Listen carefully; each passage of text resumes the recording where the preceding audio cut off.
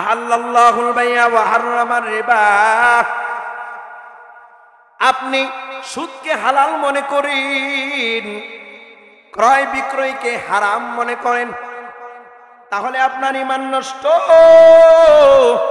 পয়গম্বর জানায়া দেয় 3 নম্বরে তোমার ঈমানকে মজবুত করতে হবে আখিরাত। মরণের পরে তোমার জিন্দেগি শুরু হয়ে যাবে, মওতের পরে তোমার হাসর, তোমার নাসর শুরু হয়ে যাবে, জান্নাত জাহান্নাম তোমার জন্য রেডি। এই বিশ্বাস তোমাকে রাখতে হবে। আরে ভাই, আল্লাহ তাআলা সূরা কাহফের সর্বশেষ আয়াতে বলেন, যাদের ঈমানটা মজবুত হয়ে যাবে, যাদের ঈমানটা মজবুত হয়ে যাবে, 2 নম্বরে যাদের আমল হয়ে যাবে, তাদের জন্য নুজুলা জান্নাতুল ফেরদাউসের মেহমান প্রস্তুত হয়ে যায়। বলি না সুবহানাল্লাহ। এখন যেই কথা বললাম, হুজুর ঈমান তো আছে, আমরা তো ঈমানদার, মনে হয়েছে যে সকালবেলা পান্তা ভাত খাইতে যেমন মজা লাগে এমন মজা লাগতেছে, জান্নাতুল ফেরদাউস পেয়ে গেছি। আমি ঈমানদার না, ঈমানদার কি? আপনার এলাকায় এমনও মুসল্লি আছে সারা বছর তো নামাজ পড়েই না, ঈদের মাঠেও বেচারা নামাজ পড়ার সুযোগ পায় না। তারাও যদি জিজ্ঞেস করেন, আল্লাহর বান্দা তোমার কি ঈমান আছে? ঈমান আছে মানে নামাজ না পড়লে কি হবে? আমার ঈমান বড় মজবুত। আপনার এলাকায় সুদখোর আছে? আছে? সুদখোরকে জিজ্ঞেস করুন, ভাই তুমি যে এগুলো করো তোমার ঈমান কি আছে? কি কও বেটা, এগুলো যা হচ্ছে তা করি, ঈমান বড় মজবুত। বলি না নাউজুবিল্লাহ। ঘুষখোর আছে তো? বাইরে যদি জিজ্ঞেস করেন, ভাই তুমি যে উল্টা পাল্টা করো, বলো তোমার ঈমান কি পরিমাণ আছে? তোর থেকে ভালো আছে, ফাঁসক তো নামাজি থেকে আমার। ভাইয়ারা আমার, এলাকার এমপি নেতা নেত্রীরা আছে না নাই? নেতা সাহেবকে যদি বলেন, ও নেতা সাহেব, তোমার পিছনে স্লোগান দেওয়া হয় অমুক ভাইয়ের চরিত্র ফুলের মতো পবিত্র, ও নেতা ভাই তুমি যে এত ভালো ভালো কাজ করো, বলো তোমার ঈমানটা কেমন আছে? বলে আমি সমাজ সেবা করি, নামাজ যদিও না পড়ি, ইলেকশনের আগে যদিও পাস করলে টুপি মাথায় দেই, যদিও নবীর সুন্নাত লম্বা জামা পরি, তবুও তোমার চাইতে ঈমান বড় মজবুত। বলি না নাউজুবিল্লাহ। ইমাম সাহেবকে যদি জিজ্ঞাসা করেন ঈমান আসেনি, ঈমান না থাকলে কি নামাজ পড়াই বেটা? তাহলে ঈমান সবার আছে, বক্তারও আছে, শ্রোতারও আছে, ইমামেরও আছে, মুসল্লিরও আছে, সুদখোরেরও আছে, ঘুষখোরও আছে, নেতারও আছে, নেত্রীরও আছে, সবাই বলে ঈমানদার, ঠিক কিনা? আপনার বাজারে জ্বর উঠলে ফার্মেসিতে গেলে থার্মোমিটার একটা গজব দেয় কিনা? থার্মোমিটার একটা লাগাই দেয়, রুগী ভাই হাতটা একটু উঠাও, কই বগলটা একটু উঁচা করো, এবার বগলের নিচে লাগাই দিবে থার্মোমিটার, সাবধান লড়াচড়া করো মানে চুপ করে বসে থাকো। কিছুক্ষণ পর টি টি করে আওয়াজ দেয়, আর ডক্টর সাহেব বের করে দেখে সর্বনাশ 104, চলবে না, তাড়াতাড়ি ময়মনসিংহ সদরে যাও। যদি হয় 95 স্বাভাবিক, 92 চিন্তা করিও না, 96 ট্যাবলেট একটা প্যারাসিটাম দিলাম, চলে যাও। তার মানে জ্বর মাফার ইঞ্জিন আছে। প্রক্ষান্তরে আল্লাহ যদি আপনার আমার ঈমান মাপার থার্মোমিটার নাজিল করতেন, আমি বক্তা সাহেব স্টেজে ওঠার আগে হুজুর বলতো, মুমতাজ সাহেব হুজুর আপনি যে প্রধান বক্তা ওয়াজ করবেন, দেখি আপনার ঈমান কত পরিমাণ আছে। ঈমান পরীক্ষার যদি থার্মোমিটার আল্লাহ নাজিল করতেন, তাহলে মুহতামিম সাহেব বলবো বগল উচ্চা করেন, আমি বুকার মতো করলাম, কিছুক্ষণ পরে তাকে দেখবি হুজুর আপনার ঈমান হলো 0। আপনি যে বক্তা সাহেব আমাদেরকে কি ওয়াজ করবেন, যান যান ব্যাগ নিয়ে যাবা আছেন ওদিকে যান, ঠিক কিনা? এবার ওই বুজুর্গ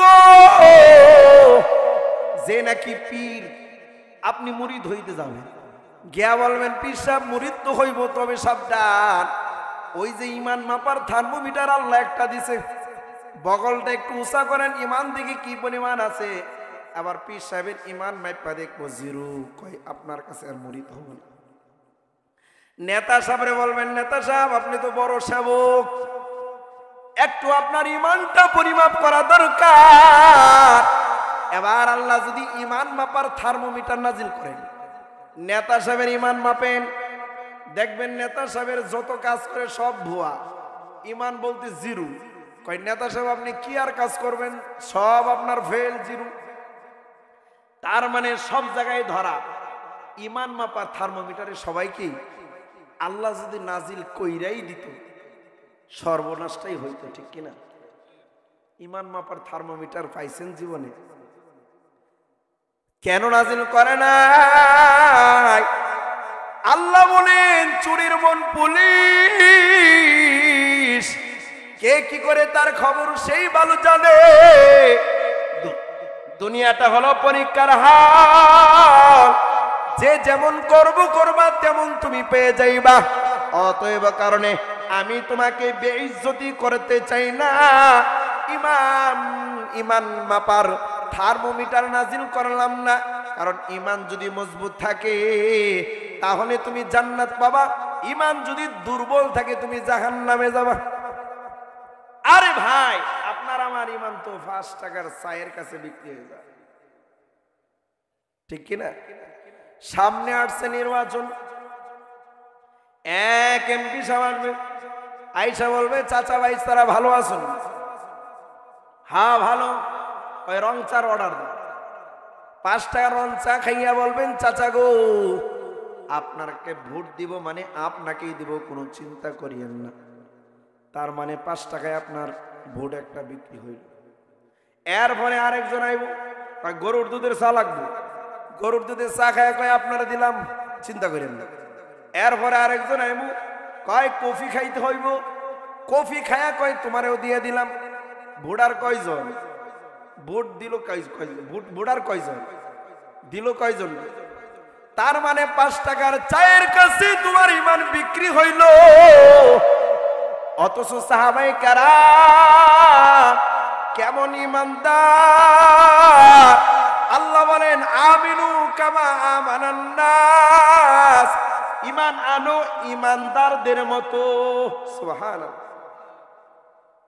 ফেরাউন নামে এক জালেম ছিল, নাম শুনছেন? এই জালেম শুধু জালেম না, 90,000 শিশুকে নিজের হাতে হত্যা করেছে, বলি না নাউজুবিল্লাহ। এই ফেরাউন এত জালিম, তার 4টা মেয়ে ছিল, 4 মেয়ের 4টা দাসী ছিল। এই 4 দাসীর 4টা গোলাম ছিল, দাসী কাজ করে দিত। একটা পর্যায়ে এক মেয়ের চুল আশ্রাইতেছে, এক দাসী চুল আশ্রাইতে যাইয়া আশ্রণ চিরুনিটা মাটিতে পড়ে গেল। এবার দাসী বিসমিল্লাহ বলে চিরুনিটা জমিন থেকে তুললো। ফেরাউনের মাইয়া বলে, ও দাসী আমার, তুমি কার নাম নিলা? কই রবের নাম নিলাম। মেয়ে ডেকে বলে, আমার বাবাই তো সব জায়গার রব গেল, মা বাবার পরেও কি রব আছে? দাসী ডেকে বলে, আরে মেয়ে আমার, তোমার বাবা আবার কিসের রব? তোমার বাবা তো জালেমের ঘরে জালেম। মেয়ের মুখে বাবার বদনাম, মেয়ের কান্না, ঠিক কিনা? বাবার প্রতি মায়ের দরদ আছে না? মেয়েদের দরদ আছে না? এবার ফেরাউনের মাইয়া ফেরাউনের গিয়া কয়, ও বাবা আমার, এতদিন তো জানতাম তুমি হইলা রব, আনা রব্বুকুমুল আলা। এখন দেখি আমাদের দাসী তোমারে ছাড়াও আরেকটার রব মানে। সর্বনাশ! দাসীরে ডাকছে, এই দাসী, আমারে ছাড়া আরো কোন রব আছে না? কয় আছে। কয় তুমি হইলা লম্পট জালেম, তোর চাইতেও আরো বড় রব। আমার খাইয়া আমার টাকা নিয়ে কেন আমারে মানুষ না? ওই তোমাকে মানা যাবে না, আমার রব আছে।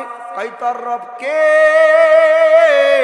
ওই আমার রব তো সেই রব যেই রব আসমান জমিন কোন ফায়াকুন দ্বারা সৃষ্টি করেছে। সুবহানাল্লাহ।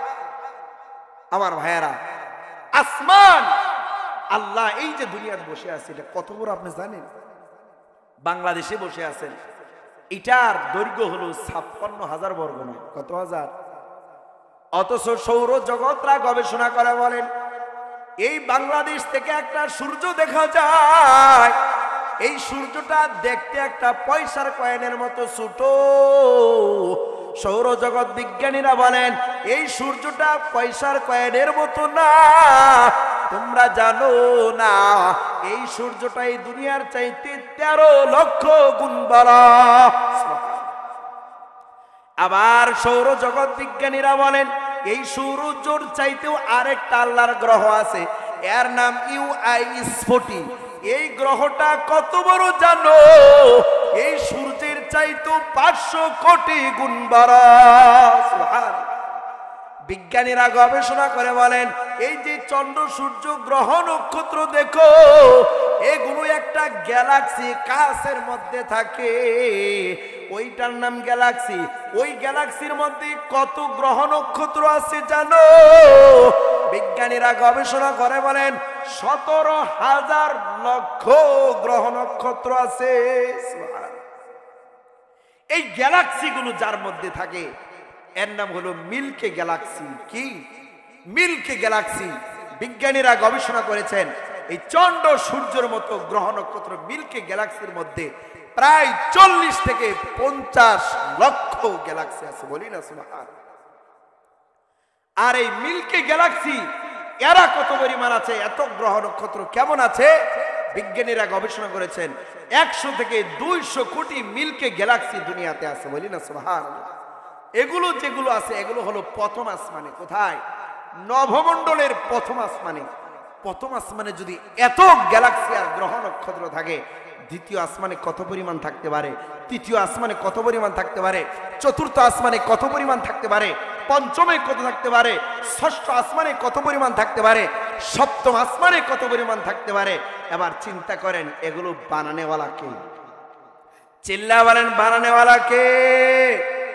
শামস কমর সুরখে জমি अंजुम अख्तार दुस्त जिबल वादिया असहरा समंदा मोरा मुलक दाम तरो तैर कबूतर शाम सहर जुल्मत जो अहमर अस्फार गुलजान गुलो बुर्गे शजर किसने बनाया हालिब मायूसी का है सब जिसने बनाया कतई ना सुंदर विश्व द्वारा বানিয়েছেন প্রভু কুদরত দ্বারা। ঠিক কিনা? কে হয়তো তা পারিবে না, চোখ যে জড়িয়ে যায় খুদ প্রভুই তো করেছেন সবই যেন ইবাদত করি তা। ওই চন্দ্র দেখো রাত্রি বেলা, আরো দেখো সূরজ প্রভাত বেলা, ঝিকিমিকি ঝিকিমিকি আলোর দ্বারা করছে উজ্জ্বল বিশ্ব ভরা। কে হয়তো তা পারিবে না, চোখ যে জনিয়ে যায় খুদ প্রভুই তো করেছেন সবই যেন ইবাদত করি তার। ইবাদত করবো কার? ফেরাউনের দাসী ডেকে বলে এ ফেরাউন তুই তো জালিম, তোর মতো জালিম মিশরের ময়দানে আর কেউ নাই। আমার রব তো আসমান ও জমিনের রব, ওই রবের কোনো ঘুম নাই, ওই রবের কোনো তন্দ্রা নাই। ওই রব যা কিছু বলেন সব কিছু হয়ে যায়। ওই রব আমাদেরকে খাবার দেয়, ওই রব আমাদেরকে সুস্থ রাখে, ওই রব আমাদেরকে কামাই রুজিদের শক্তি সবল সুস্থতার নিয়ামত দেয়। এ ফেরাউন তুই তো কিছুই না, তুই হলে একটা জালিম। ফেরাউনের চান্দি গরম হয়ে গেছে, দাসীরে বন্দি কর। বন্দি কইরা সন্তানগুলোকে নিয়ে আসছে, একে একে 4 সন্তানের 3 সন্তানকে তেলের মধ্যে ভাজি করে ফেলাইছে, ডুবাইয়া তেলের মধ্যে ঝাল করে করিয়া পুরে সারখার করিয়া দেয়। 4 নম্বর দুধের সন্তানকে ফেরাউন যখন তেলের মধ্যে ফালাবে, এবার দাসী চোখের পানি ফালাইয়া কান্দি। ফেরাউন ডেকে বলে, ও দাসী আমার, সব সন্তানরে পুরে সারখার করে দিলাম, এই সন্তানের বেলা কেন কাঁদো? দরদ লাইগা গেছে নাকি? তুমি আমার প্রতি ঈমান আনো, আমি ফেরাউনকে রব হিসাবে মানতকে ছেড়ে দিব। এবার ফেরাউনের দাসী ডেকে বলে, এরে ফেরাউন, এরে জালেম, দুষ করলাম আমি, করলাম অপরাধী আমি। ওই দুধের বাচ্চা তো কোনো অপরাধ করে নাই, তাকে তুই কেন আগুনে করে জ্বালাইয়া ফালাইবি? এবার ফেরাউন ডেকে বলি, আমাকে রব না মানলে দাসী আমি এমনই করব। ছোট্ট দুধের শিশুটাকেও তেলের মধ্যে ফালায়া দিল। তেলের মধ্যে ফালানোর পর ওই বাচ্চার আল্লাহর কুদরতি মায়ায় বাচ্চার জবানটা খুলে গেল। ডেকে বলল, আম্মা জান, এই ফেরাউনের পাল্লায় তুমি পড়িও না, আমি দেখতেছি আল্লাহ আমাকে জান্নাতুল ফেরদাউসে ঢুকাইয়া দিয়েছে। অতএব কারণে আম্মা জান, তুমি দাসী হইতে পারো। রবের প্রতি যে আমল করেছো, ঈমান এনেছো, ওই রব ফেরাউনের আগুনে ডুবলেও পুড়ে গেলেও তোমাকে জান্নাতুল ফেরদাউস দিবে। সুবহানাল্লাহ। আমিনু কামা আমানান নাস, ঈমান আনো তাদের মতো যারা ঈমানের পরীক্ষা দিয়েছে। আপনি আমি তো ঈমানের পরীক্ষাই দেই নাই। আরে পরীক্ষায় পড়লে, ক্লাসে পড়লে সে আমরা পরীক্ষা দিই, আমাদের তো ঈমানের পরীক্ষাই হয় না, কারণ আমরা সব জায়গায় ফেল, আমাদেরকে পরীক্ষার কোনো সুযোগই হয় না। ভাইয়েরা আমার, এই জন্য আমি যেটা বললাম, আমাদের এমপি সাহেব চলে এসেছেন, এখনই মোনাজাত হবে, আমি আর বাড়তি সময় নিব না। 12টা বেজে গেছে, এখনই মোনাজাত হবে। আমরা আশপাশের সকলেই চলে আসি। এমপি সাহেব মহোদয় আসছেন, আমাদের অন্তরের কলিজার মানুষ। অনেক আশা আকাঙ্ক্ষার পরে আমরা এমপি সাহেবকে নমিনেশনের মাধ্যমে আমাদের মধ্যে পেয়েছি। আলহামদুলিল্লাহ। আমিও আপনাদের এলাকারই সন্তান, আমি ফুলপুরের ভাইটকেন্দি এলাকার সন্তান। আমিও সবসময় দোয়া করি এমন একজন মানুষ, সেবা যার মাধ্যা আছে, এমন একজন সেবক আমরা পেয়েছি। উনি সব সময় ওনার সংগঠনের লোকদেরকে বলেন, তোমরা কোনো উশৃঙ্খল করবা না, সব সময় তোমরা তোমাদের নেতৃস্থানীয় লোকদেরকে তোমরা সংযুক্ত রাখবা, কেউ উশৃঙ্খলা করবা না।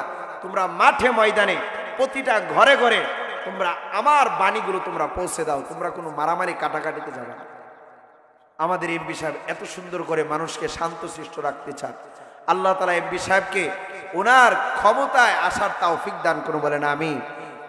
উনি যেন এলাকায় সেবা করতে পারেন, ওনার মনের নেক আশা যেন আল্লাহ ওনার মরণের আগে আল্লাহ কবুল করে নেন, বলেন আমিন।